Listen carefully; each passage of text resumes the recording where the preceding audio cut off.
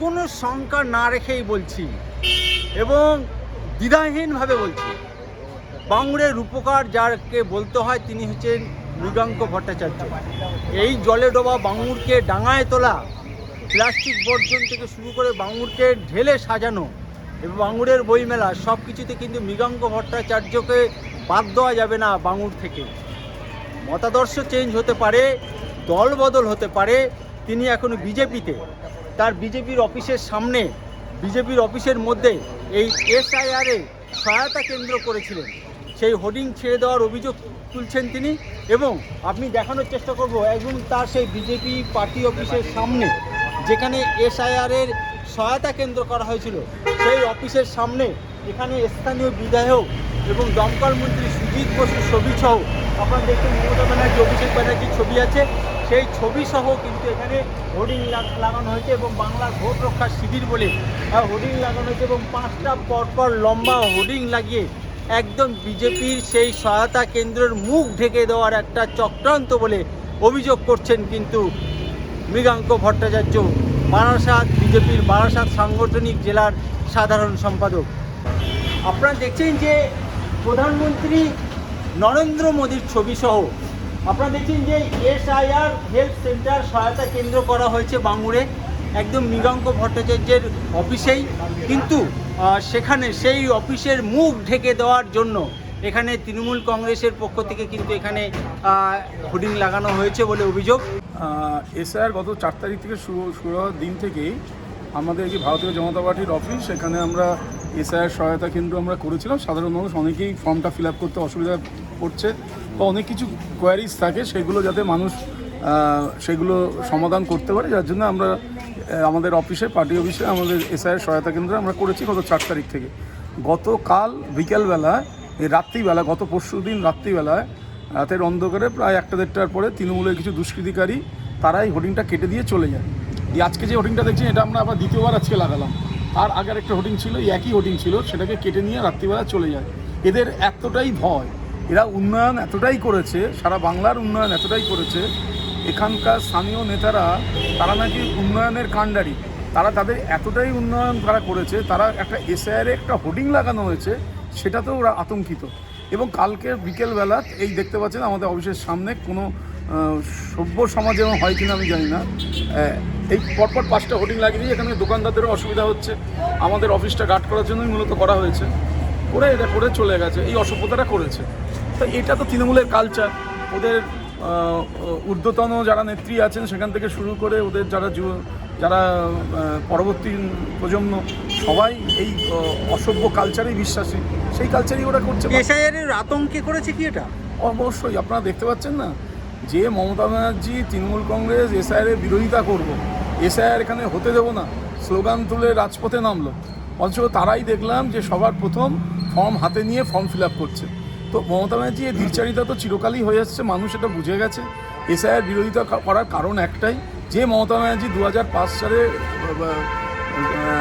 পার্লামেন্টে কাগজ ছিঁড়ে প্রতিবাদ করেছিল যে বাংলাদেশি অনুপ্রবেশকারী এখানে সিপিএমের ভোটার, সেই অনুপ্রবেশকারীদের জন্য আজকে উনি চিৎকার করছেন এদের ভোটে নাম রাখতে হবে। কারণ উনি জানেন প্রকৃত যারা ভোটার, তাদের ভোটে উনি জিততে পারবেন না বা জিততে পারেননি 2021 সালে, এবং উনি তার জন্য চাইছেন যে এই সব অবৈধ ভোটার, মৃত ভোটার, বাংলাদেশি অনুপ্রবেশকারী, এদের ভোট রেখে দিতে, যাতে তারা আবার আগামী দিন জিততে পারে।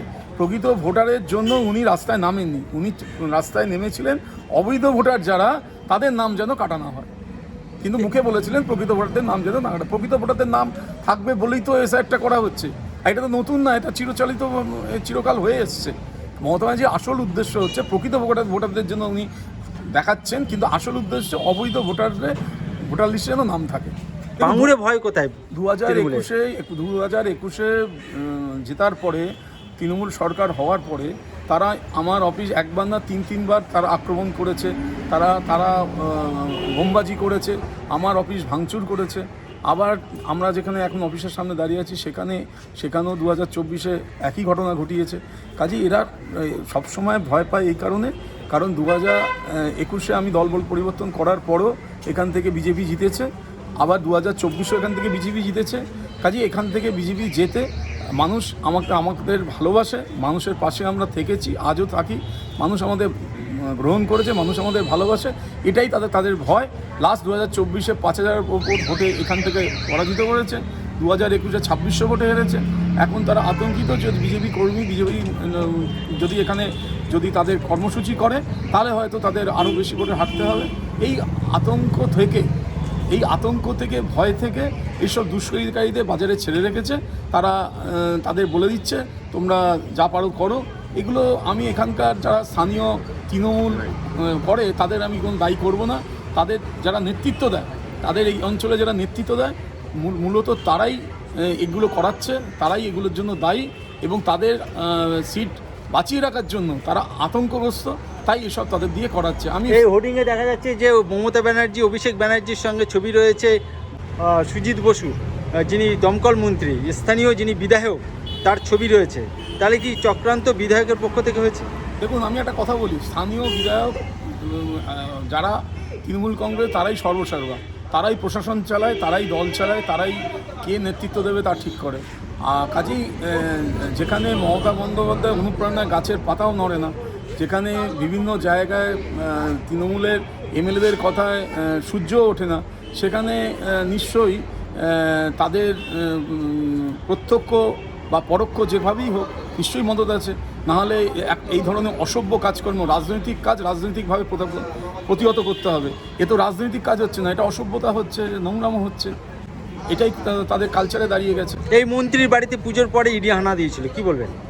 সেটা দেখুন, ইডি সিবিআই একটা স্বয়ংশাসিত সংস্থা, তারা কার বাড়িতে যাবে, কে কত দুর্নীতি করেছে তাদের বাড়িতে যাবে, এটা তাদের ব্যাপার। এটা বিজেপির কোনো এজেন্ডা না। আমরা চাই যে দুর্নীতিমুক্ত একটা সম্পূর্ণ পশ্চিমবাংলা তৈরি হোক। এইভাবে কি যে হোর্ডিং দিয়ে বিজেপির মুখ ঢেকে রক্ষা করা যাবে?